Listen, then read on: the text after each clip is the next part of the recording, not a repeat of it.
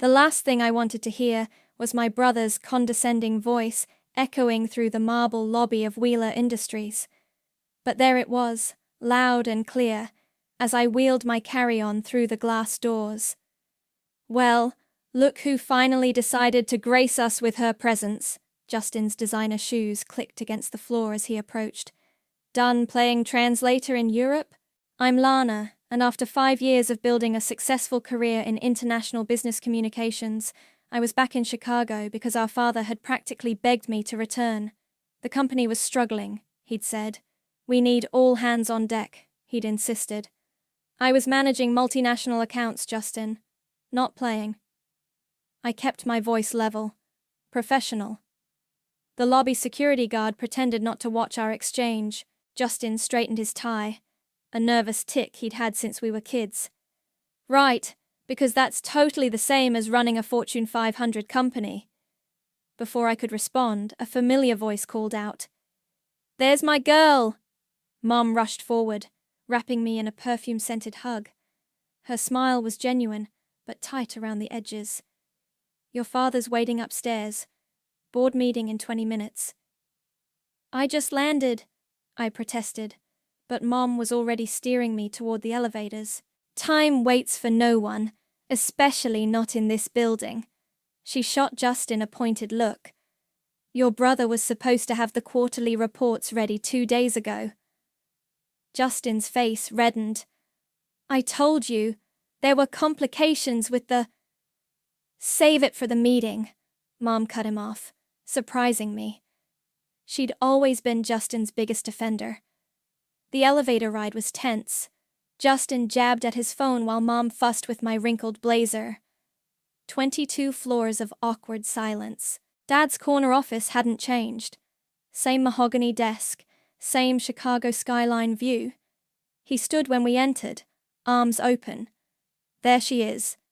His hug was brief, businesslike. "Ready to see how the big leagues operate?" "I've been in the big leagues, Dad. Just different ones." The words slipped out before I could stop them. He waved them away. "Well, now you're home where you belong.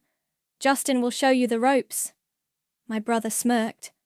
"Happy to babysit." "Actually," I pulled out my tablet, "I've already reviewed last quarter's numbers. We're hemorrhaging clients in the Asian markets. Our communication protocols are outdated, and our international presence is—" "That's enough." Dad's voice turned sharp. "Justin handles strategy. You're here to support his vision." I bit my tongue, but the familiar sting of dismissal burned in my chest. Same old dynamic. Golden boy versus the spare.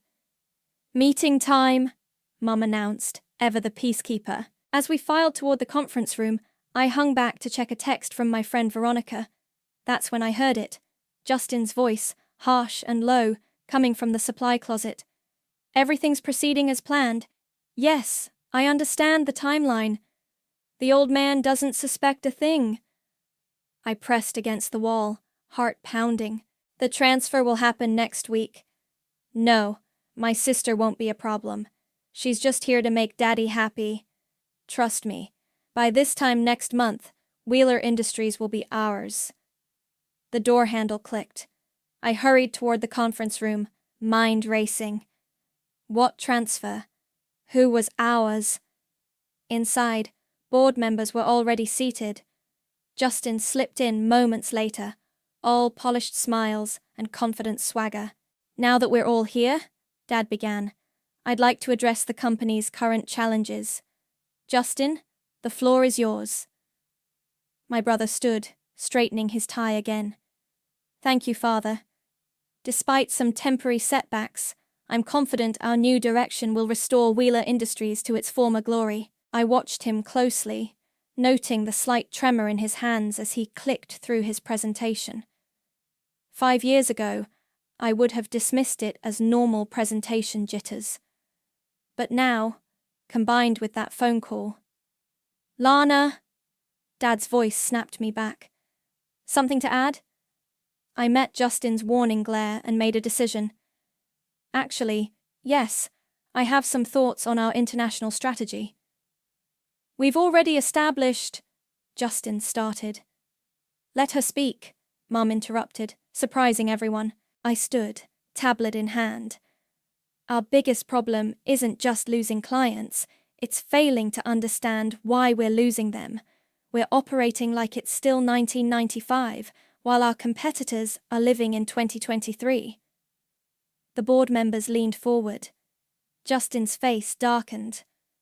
I have a proposal, I continued, to modernize our approach, one that could save us millions in the first quarter alone. Dad checked his watch. We'll table this for now. Justin's strategy is exactly what we need to hear, said a board member, Mrs. Rodriguez. But I'd like to hear Ms. Wheeler's proposal as well. Perhaps tomorrow? I nodded, ignoring Justin's clenched jaw. I'll have a full presentation ready. As the meeting adjourned, I caught Mom studying me with an unreadable expression. But it was the fury in Justin's eyes that confirmed what I already suspected. My brother was hiding something big, and my return had just thrown a wrench in his plans. Game on, big brother. Game on. You can't seriously be using Windows 7 on these systems, I muttered, staring at the ancient desktop in my new office. 3 days into my return, and every discovery was worse than the last. A knock at my door made me jump. Having fun with our vintage equipment? Veronica stood in the doorway, grinning. My oldest friend had been Wheeler Industries' HR director for 5 years, watching the company's slow decline from the inside. How does anything get done around here? I gestured at the dinosaur of a computer. It doesn't. She closed the door and lowered her voice. That's why we lost the Samsung contract last month. Their team couldn't even open our files. I groaned. Let me guess. Justin blamed it on their unreasonable technical requirements? Got it in one. Veronica perched on my desk. Speaking of your darling brother, he's been making a lot of mysterious trips to the financial district lately. Before I could respond, Justin barged in without knocking. Board meeting in 10. Try not to waste everyone's time with more of your modernization nonsense. You mean like having computers from this decade? How revolutionary. I smiled sweetly. He leaned over my desk.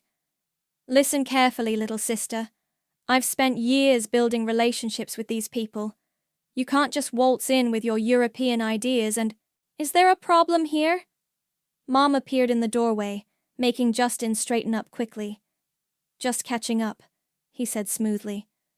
Coming to the meeting? I gathered my materials. Wouldn't miss it. The conference room was packed. I took my seat, noting the unusual number of financial reports scattered across the table. Q3 projections, Justin announced, distributing more papers. As you can see, we're positioned for a strong recovery. I flipped through the pages, something nagging at my brain. The numbers looked good. Too good. These projections show a 40% increase in Asian market share, I said. How? Justin's smile tightened. Through aggressive expansion strategies I've been developing.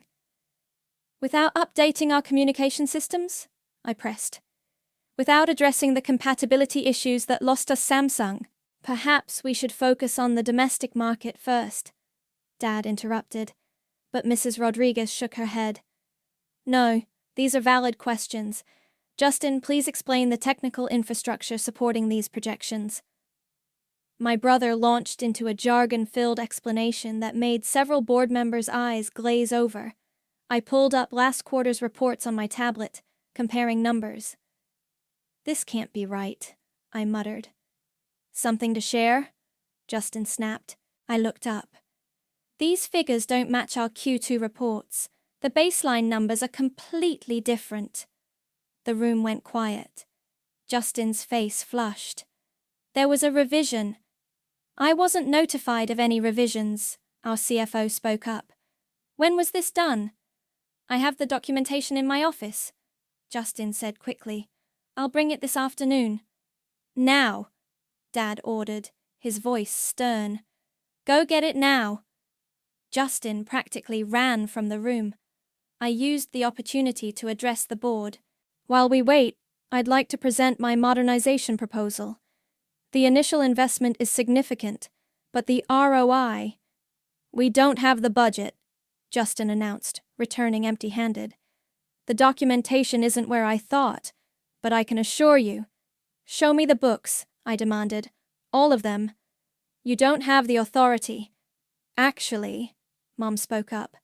As a board member, she does. Reagan Wheeler, casting my vote to audit all financial records from the past 2 years. I second that motion, Mrs. Rodriguez added quickly. Justin's face went from red to white. This is ridiculous. Father, are you going to let them— Motion carries.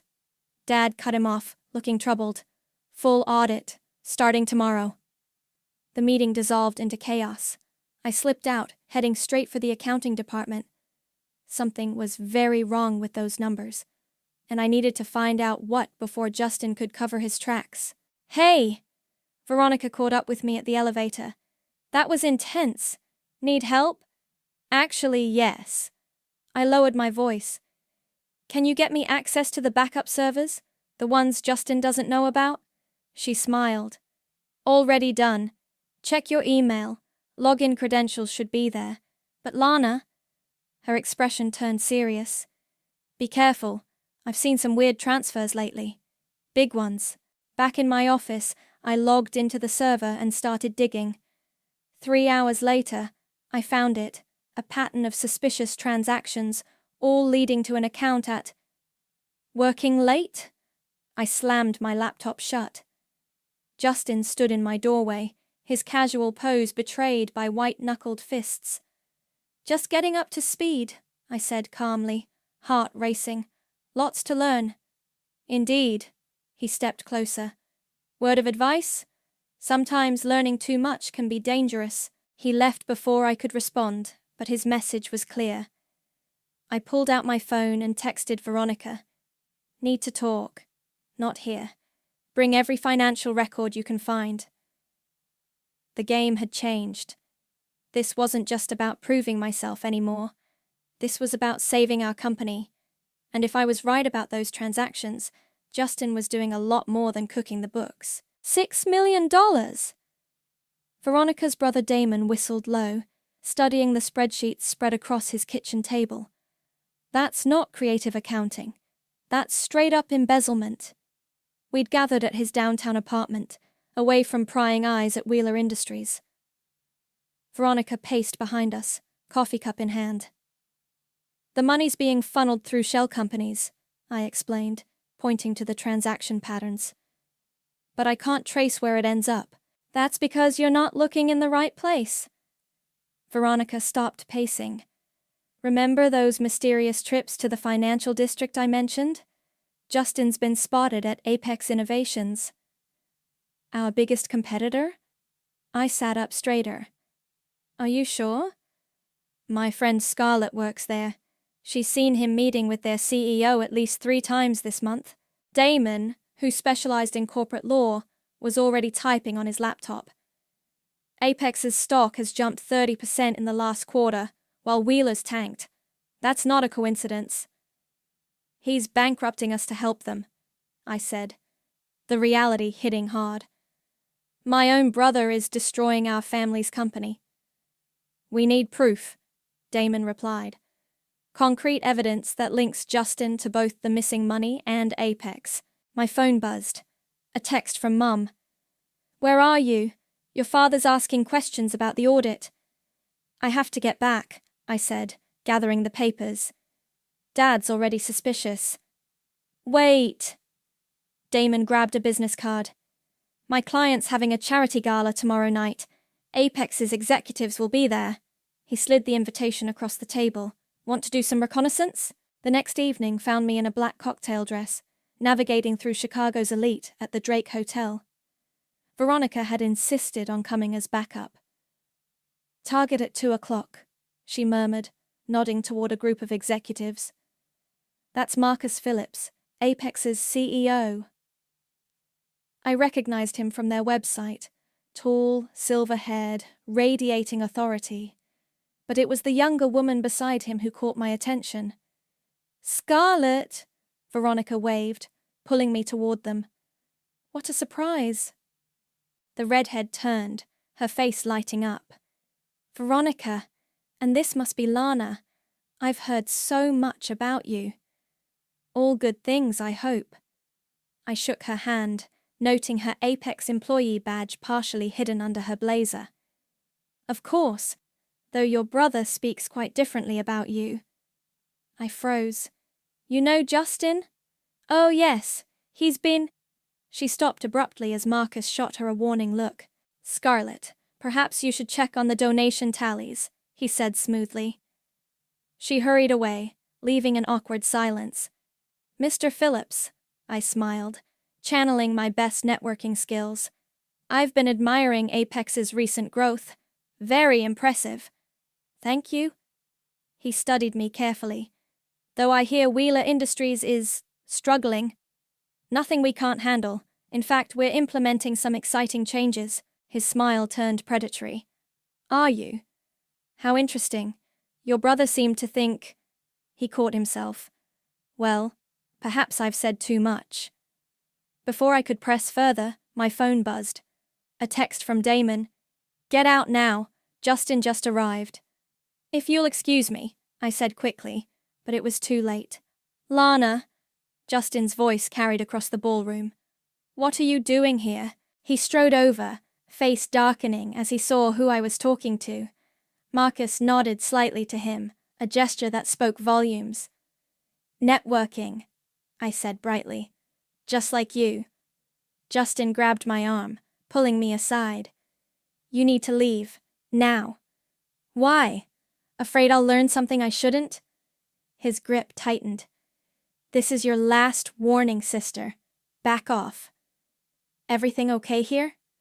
Veronica appeared, with Damon close behind. Justin released me, straightening his tie. Family matter. Nothing to concern yourselves with. Actually, Damon said, as Ms. Wheeler's legal counsel, I'm very concerned about any threats made against my client. Lawyer up all you want, Justin sneered. You've got nothing. He stormed off, leaving me shaking with both fear and anger. Damon touched my shoulder gently. You okay? No. I watched Justin rejoin Marcus, their heads bent in conversation. But I will be. Did you see how they reacted when I mentioned changes at Wheeler? They're planning something big. And we need to move fast, Veronica added. Scarlett just texted me. There's a major project launch next week, something about a hostile takeover. My blood ran cold. That's what the money's for. Justin's not just helping Apex. He's funding their takeover of Wheeler Industries. We can stop him, Damon said firmly. But we need evidence that will stand up in court. I watched my brother laugh with Marcus, probably celebrating their impending victory. Then let's get it. Veronica, can you get Scarlett to talk? She nodded. She's already feeling guilty about her part in this. I'll make it worth her while. Good. I straightened my dress, determination replacing fear. Because this ends now. Justin wants to play corporate raider. Let's show him how it feels to be the one taken down. I could lose my job for this, Scarlett whispered, glancing nervously around the coffee shop. We'd chosen a spot far from both Wheeler Industries and Apex's offices for this meeting. You could face worse if the SEC investigates, I replied, sliding a folder across the table. Your signature's on some of these documents. Her hands trembled as she opened the folder. I didn't know at first. Justin said it was just routine market research. And now? Now I know they're planning to destroy your family's company. She pulled out her phone, tapping quickly. The project's codenamed Phoenix. Here's the timeline. I studied the schedule she'd sent. Next Thursday? That's sooner than we thought. Marcus moved everything up after seeing you at the gala. They're worried you're catching on. She leaned forward. There's a meeting tomorrow morning. All the key players will be there, including Justin. Where? Apex's downtown office. Conference room A, 10th floor.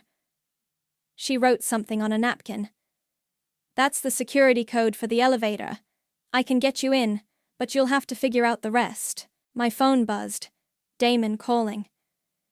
"Excuse me," I told Scarlett, stepping away to answer. "We've got a problem," he said without preamble. "Justin just called an emergency board meeting for tomorrow morning." "What time?" 9 a.m. "Same time as the Apex meeting," I muttered. "He's creating an alibi." "Exactly. He'll be at Wheeler while his plans unfold at Apex. Perfect deniability." I returned to the table, where Scarlett was gathering her things. "Wait, I need one more favor." She paused. "What kind?" "Can you get me into that meeting tomorrow?" "Are you crazy? They'll recognize you immediately." "Not if I'm not there as myself." I pulled up a photo on my phone, an email announcement about Apex's new Japanese investors. "They're sending representatives, right?" Scarlett's eyes widened. "You speak Japanese?" "Fluently, among other languages." She bit her lip. "The representatives cancelled last night. No one outside Apex knows yet." "Perfect." I texted Veronica. "Need your makeup skills. Full transformation required." "This is insane," Scarlett protested. "If they catch you," "They won't, but I need you to play along if anyone asks questions." The next morning, I barely recognized myself in the mirror. Veronica had worked magic with contouring and a sleek black wig. Dark contacts completed the transformation. "Remember," Damon coached through my earpiece as I approached Apex's building. "You're Yuki Tanaka from Tokyo First Bank. Minimal English, lots of nodding." I entered the security code, my heart pounding as the elevator rose. Scarlett met me in the lobby, playing her part perfectly. "Ms. Tanaka, welcome to Apex. Please follow me." The conference room was already filling up. Marcus sat at the head of the table, surrounded by executives. I took my seat quietly, arranging my translator's notebook. "Shall we begin?"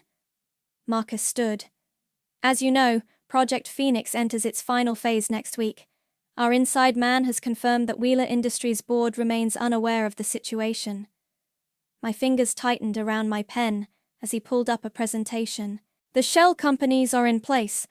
Once the transfer is complete, we'll begin aggressive acquisition of Wheeler's remaining shares." He smiled coldly. "By month's end, their assets will be ours at pennies on the dollar." "And what about the family?" someone asked. "Justin assures me they'll be too busy with internal drama to mount any defense. Speaking of which," he checked his phone. "He's keeping them distracted with a board meeting right now." The presentation continued, each slide revealing more of their scheme. I recorded everything, my hand shaking slightly as the full scope became clear. Suddenly, Scarlett's phone buzzed loudly. All eyes turned to her as she checked the message. "Sir," she said, her voice strained. "There's a situation. Justin's sister. She's presenting evidence of financial irregularities to the Wheeler board right now." The room erupted in chaos. Marcus grabbed his phone, dialing frantically. "Justin! What the hell is happening?" I used the confusion to slip out, hurrying toward the elevators. Behind me, I heard Marcus shout, "Find out what she knows, and get me everything on Project Phoenix. We need to move now." In the elevator, I pulled off the wig, hands shaking as I texted Damon. "Got it all. Every detail." "Good," he replied. "Because your brother just left the board meeting in a rage. He's heading to Apex." The elevator doors opened, and I found myself face to face with Justin. For a moment, he didn't recognize me through the makeup. Then his eyes widened. "You!" he snarled, reaching for me. I ducked under his arm, sprinting for the exit. "It's over, Justin! I have everything!" "Security!" he shouted. "Stop her!" But I was already through the revolving doors, racing toward the car where Veronica waited. "Drive!" I jumped in, clutching my notebook. "Get us to Wheeler Industries. Now!" In the rearview mirror, I saw Justin emerge from the building, his face contorted with fury as he watched us disappear into traffic. The evidence was secure. Now came the hard part, confronting our family with the truth about their golden boy. "He's right behind us," Veronica warned, swerving through traffic. Justin's black Mercedes was gaining in the rearview mirror. "Take the next right," I ordered, frantically texting Damon. "We need to get these documents somewhere safe before he—" A sudden impact jolted the car. Justin had rammed us from behind. "He's lost his mind!" Veronica gripped the wheel tighter, taking a sharp turn onto Michigan Avenue. My phone rang, Mom's face appearing on the screen. I answered on speaker. "Where are you?" Her voice was tight with worry. "The board's in chaos. Your father's demanding answers." "Mom, listen carefully. Get everyone back in the conference room. Don't let anyone leave, especially Dad." "Lana, what's going on?" Another impact rocked the car. I braced against the dashboard. "Justin's been stealing from the company. Millions. I have proof, but—" The call cut off as we swerved again. Ahead, the light turned red. Veronica slammed the brakes, and I saw our chance. "Stop here! The law office is just down the block." We screeched to a halt. I grabbed my bag and the documents. "Get these to Damon. I'll handle Justin." "Lana, no." But I was already out, sprinting through stopped traffic toward Wheeler Industries. Behind me, I heard car doors slam, followed by running footsteps. "You're making a big mistake," Justin shouted. I pushed through the revolving doors, past startled security, and into the lobby. The elevator was too risky. He'd catch me. Instead, I headed for the stairs. "Miss Wheeler!" the security guard called out. "Your brother says to stop you." I burst into the stairwell, taking the steps 2 at a time. Justin's footsteps echoed below, getting closer. My lungs burned as I passed the 10th floor, then the 15th. Finally, I reached our floor. I stumbled into the hallway, gasping for air. The boardroom was just ahead. "Stop right there." Justin's voice, deadly calm, froze me in place. I turned to find him blocking the hallway, his perfect suit now disheveled, eyes wild. "It's over," I said. "Scarlett gave us everything. The shell companies, Project Phoenix, all of it." He laughed, a harsh, ugly sound. "You think you've won? I own half the board. It's your word against mine, little sister. Who do you think they'll believe? Me?" Mom stepped out of the boardroom. Behind her, Dad and the entire board watched in shock. "We believe her." Justin's face went pale. "Father, I can explain—" "Explain what?" Dad's voice was like ice. "How you conspired with our competitors. How you stole from your own family." "I was trying to save us," Justin exploded. "This company is dying because you won't change. At least Apex has vision." "Vision?" I stepped forward. "They're planning to strip Wheeler Industries for parts, fire everyone. Your grand plan was to help them destroy everything our grandparents built." "You don't understand business," he sneered. "Sometimes you have to commit fraud." Damon appeared from the elevator, carrying my documents. "Securities fraud, embezzlement, corporate espionage. Should I continue?" Mrs. Rodriguez emerged from the boardroom. "The SEC has been notified, as has the FBI." Justin's composure finally cracked. He lunged for the documents, but I was ready. 5 years of kickboxing classes paid off as I sidestepped, letting him stumble past me. "Don't," I warned as he recovered, fists clenched. "You've done enough damage." "Justin!" Dad's voice broke. "How could you?" "How could I?" Justin whirled on him. "You handed me a dying company and expected miracles.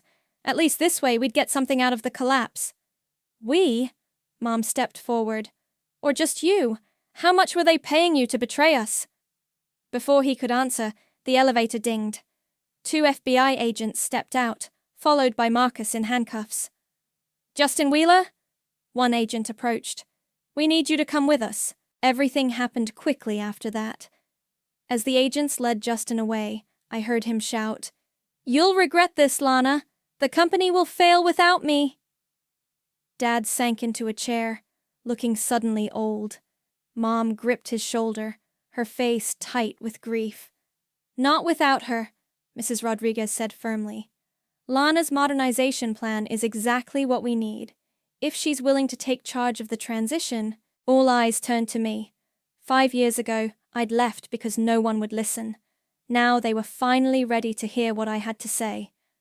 I'll do it, I said, but we do this my way. Complete transparency, modern systems, no more old boys club. Dad nodded slowly. You were right. About everything. I'm sorry we didn't see it sooner. As the board filed back into the conference room, Veronica appeared at my side. You okay? I watched the elevator doors close on my brother's career, his freedom, and our family's trust in him. No, I admitted.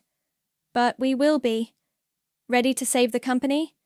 I straightened my shoulders, heading for the boardroom. Ready to rebuild it, better than before.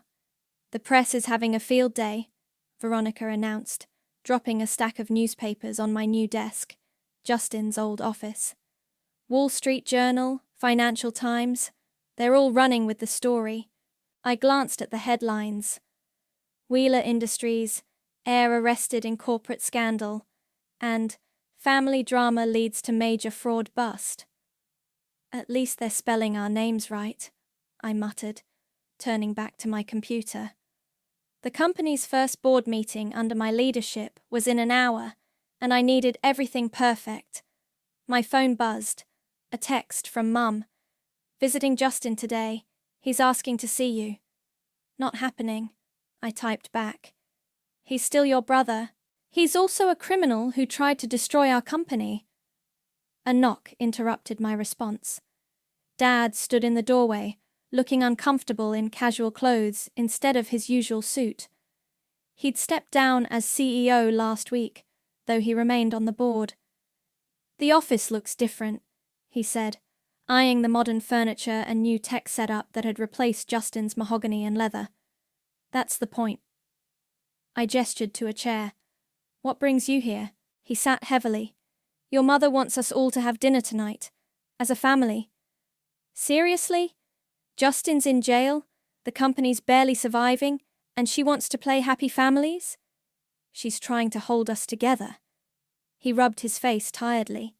The reporters, the shareholders, everyone wants to know how we missed the signs, how I missed them. Before I could respond, Damon burst in. We've got trouble. Apex is making moves. What kind of moves? He handed me his tablet. They're approaching our major clients, offering steep discounts to switch services. They're trying to capitalize on the scandal. They won't succeed, I said, pulling up our new client portal. Because as of this morning, we're the only company offering real-time international communication integration. Show them. I turned the screen, displaying our revamped system. Dad leaned forward, interested despite himself. This is what you were trying to tell us about? This is just the beginning. Veronica, show him the numbers from the beta test. She pulled up the data. 98% client satisfaction, response times cut by 60%, cost reduction of... Another knock. Mrs. Rodriguez entered, looking grave. Emergency board meeting, now. But the regular meeting isn't for an hour. This can't wait. Marcus is talking. My blood ran cold.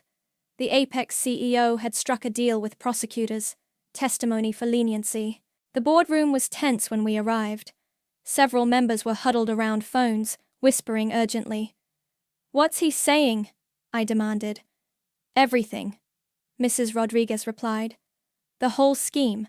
How they plan to asset strip Wheeler Industries after the takeover. How Justin was promised a position at Apex plus $20 million. Dad's face went ashen. 20 million? To betray his own family? There's more, she continued. Marcus claims other Wheeler executives were involved. He's naming names. The room erupted in chaos.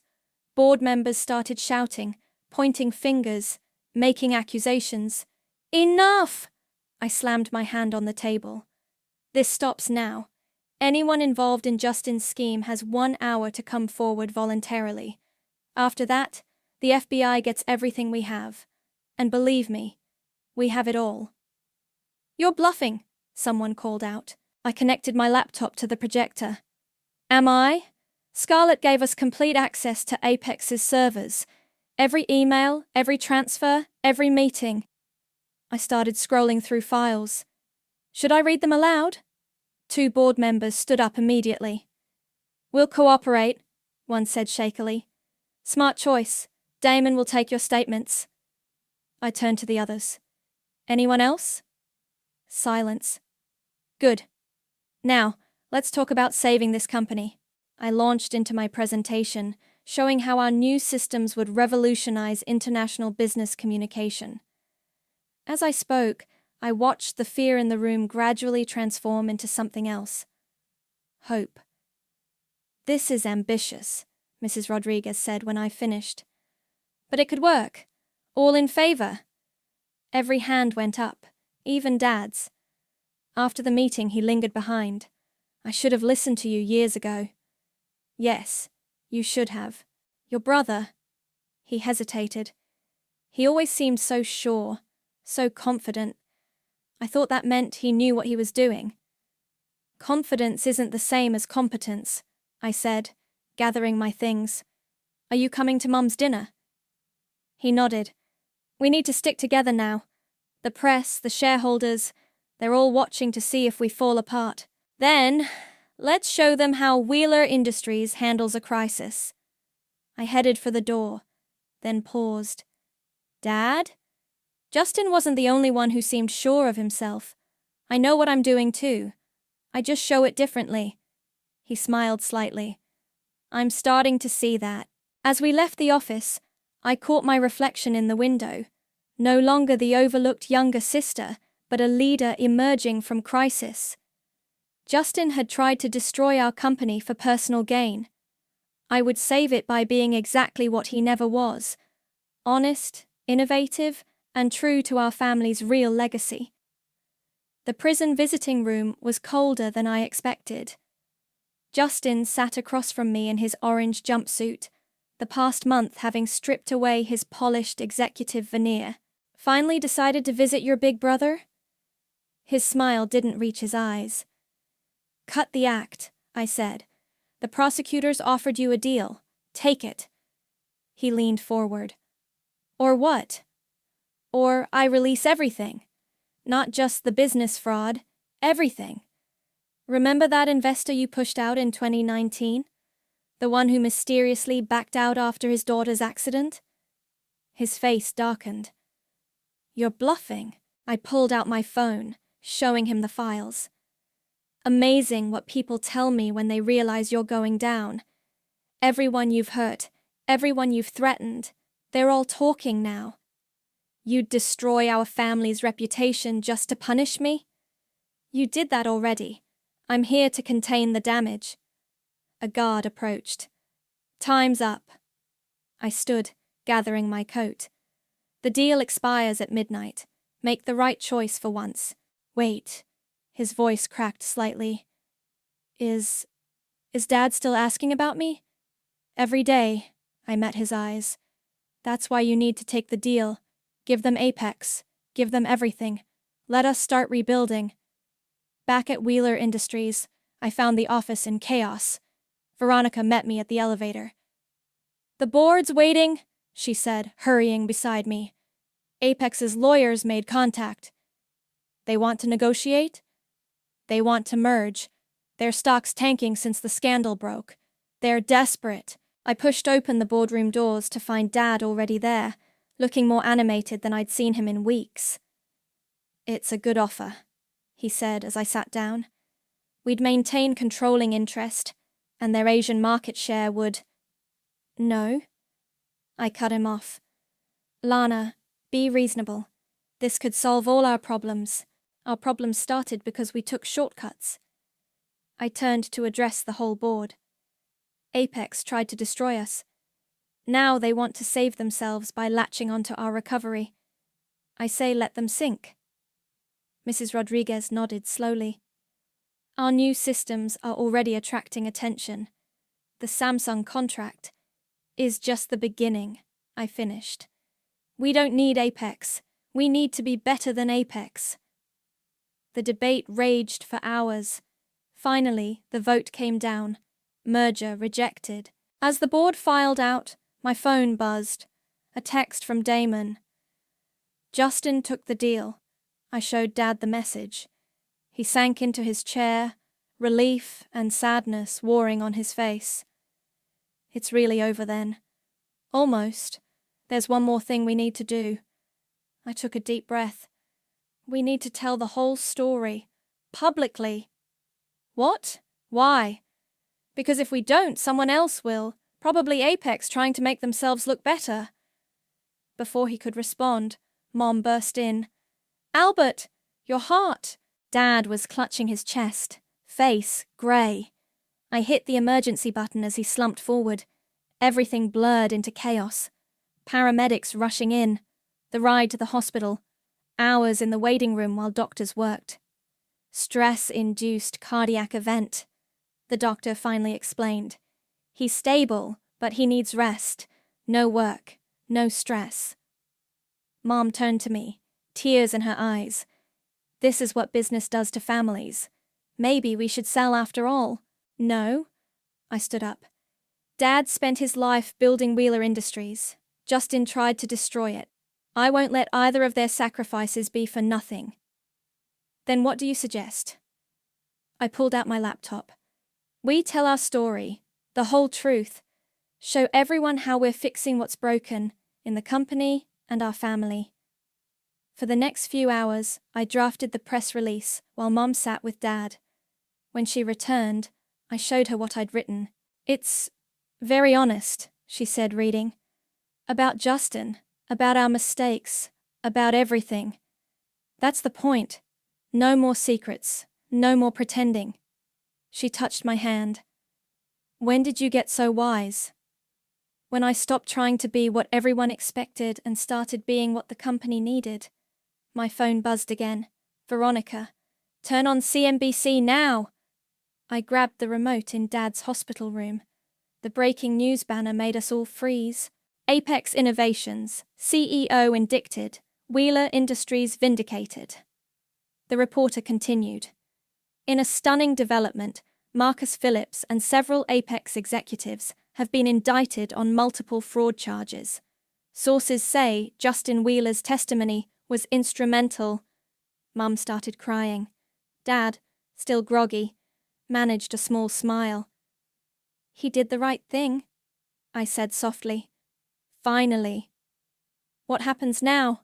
Mum asked. I looked at Dad in his hospital bed. At the news showing our company's name cleared. At the press release telling our true story. Now we rebuild. The right way this time. Dad reached for my hand. Lead the way, daughter. Lead the way. Outside the hospital window, the Chicago skyline glittered in the evening light. Somewhere in that maze of buildings, Wheeler Industries waited for its fresh start. And this time, we'd build something worthy of our family's name. All of our family, even the ones who lost their way. Ready? Veronica asked, straightening my blazer as we stood outside the conference hall. As I'll ever be. Through the doors, I could hear the murmur of reporters and industry leaders gathering for Wheeler Industries' public relaunch. Dad appeared beside me, looking healthier after his recovery. The board's seated. It's time. I took the stage to camera flashes and curious faces. Every major business publication was here to witness our company's resurrection. Wheeler Industries was built on a simple principle, I began. That honest communication builds lasting success. We lost sight of that principle, and it nearly destroyed us. Movement at the back of the room caught my eye. Justin, in a suit instead of prison orange, slipped in quietly. His supervised release for the event had been approved just yesterday.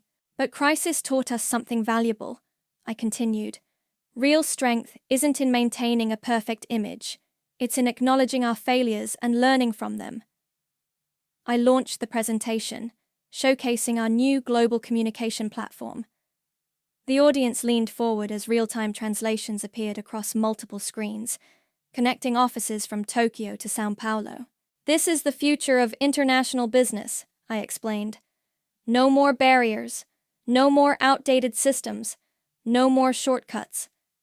Mrs. Rodriguez stood up. "Wheeler Industries stock has risen 40% since implementing these changes.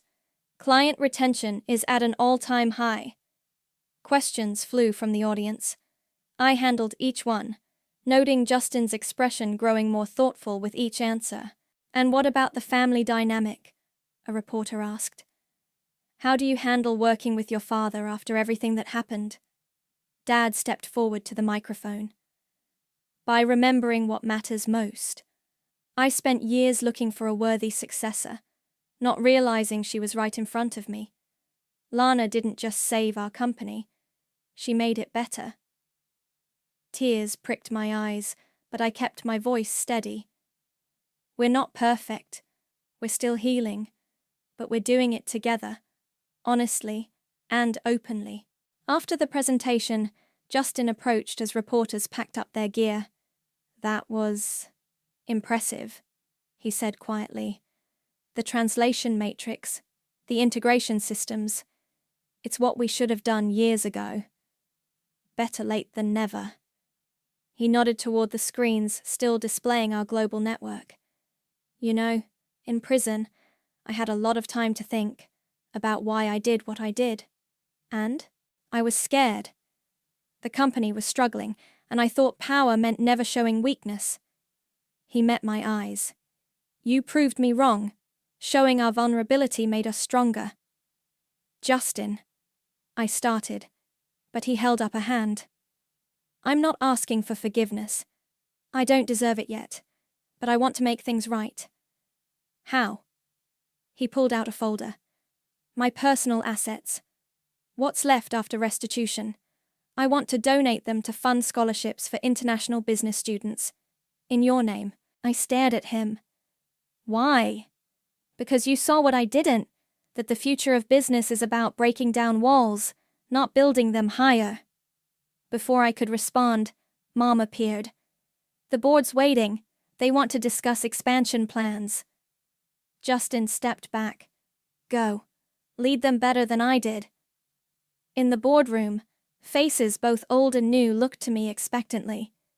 Veronica gave me a thumbs up from her new seat as Chief of Global Communications.